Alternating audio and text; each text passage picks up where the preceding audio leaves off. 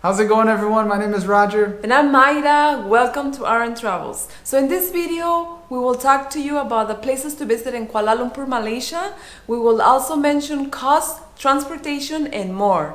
You ready? Ready? All right, let's get started.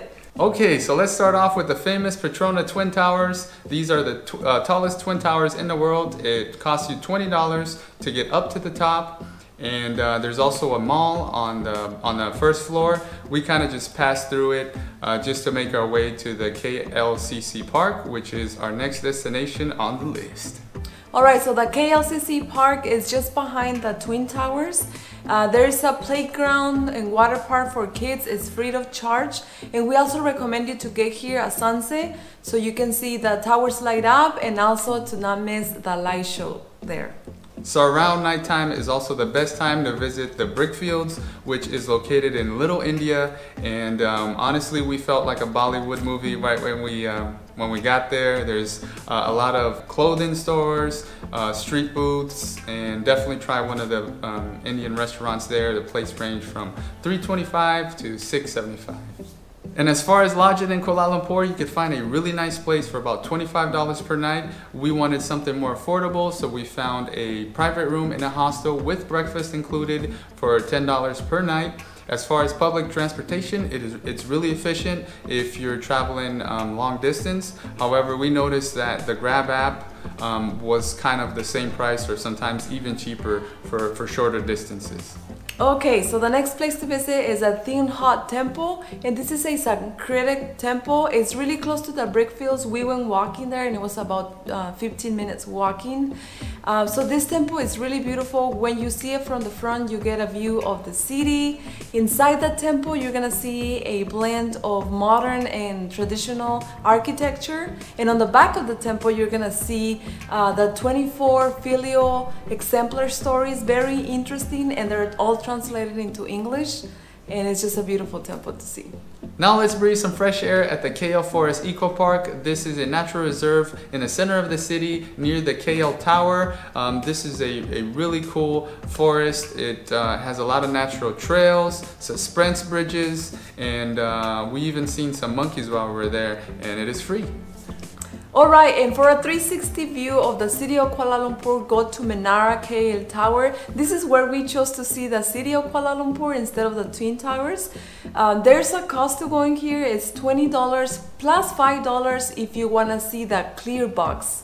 And since the wait is really long, we recommend to eat or get some snacks before you head up there.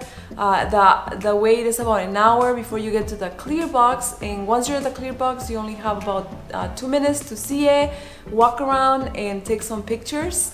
Yeah, and we had a hard time looking down. And for dinner, you could visit the Alor night market. It opens from 6 p.m. to 1 a.m. There's a lot of choices there, from desserts to fruits to food, snacks. The plates range from around $3 to $6. We were going there almost every night to have dinner. We walked from our hostel. We felt completely safe. Definitely visit it. Alright, so now let's talk about one of our favorite spots near Kuala Lumpur, the Batu Caves. So this is a leading Hindu shrine. This is a really holy place for Hindus. We took a Grab from the main city for around $5. We recommend you get in there around 7 in the morning just to avoid the crowds. The Batu Caves has 3 main caves with temples and shrines. We also recommend you to enter the first temple before you head to the caves. Inside the temple is just really beautiful, full of colors and details, just amazing. And we also recommend not to bring food to the caves because the monkeys will chase you. To enter the caves, there are 272 steps. And women need to cover their legs. If you forget to bring something, they will rent sarongs for $2. So the next place to visit is the Cameron Highlands.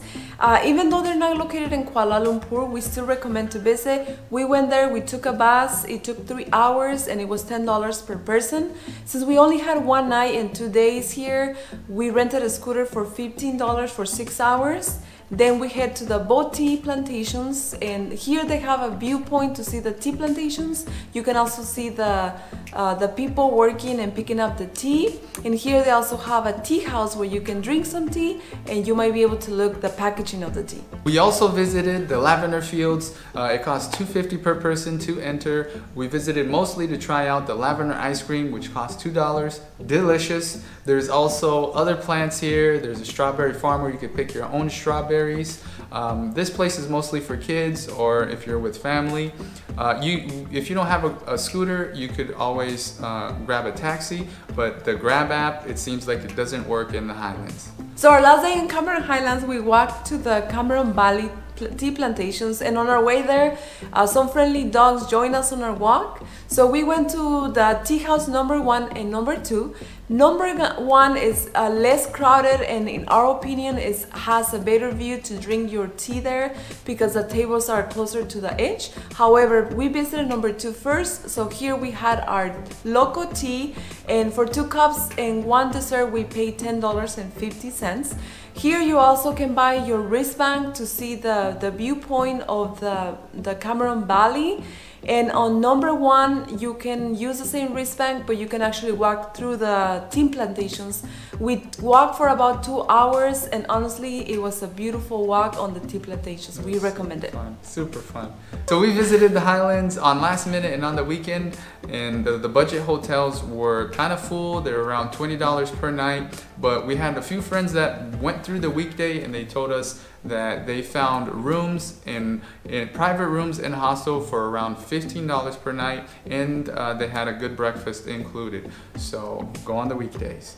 One more thing before we finish, we went island hopping in Malaysia. We visited 4 islands, each with its own unique beauty, and we're gonna add the video up here somewhere. If it's not up here yet, it's because we're still working on it, but up here somewhere. And don't forget to subscribe on our channel. I hope you like this video and it helps you in Kuala Lumpur. And tell us if you have any questions or any comments below. Alrighty, see you next time. See you next time.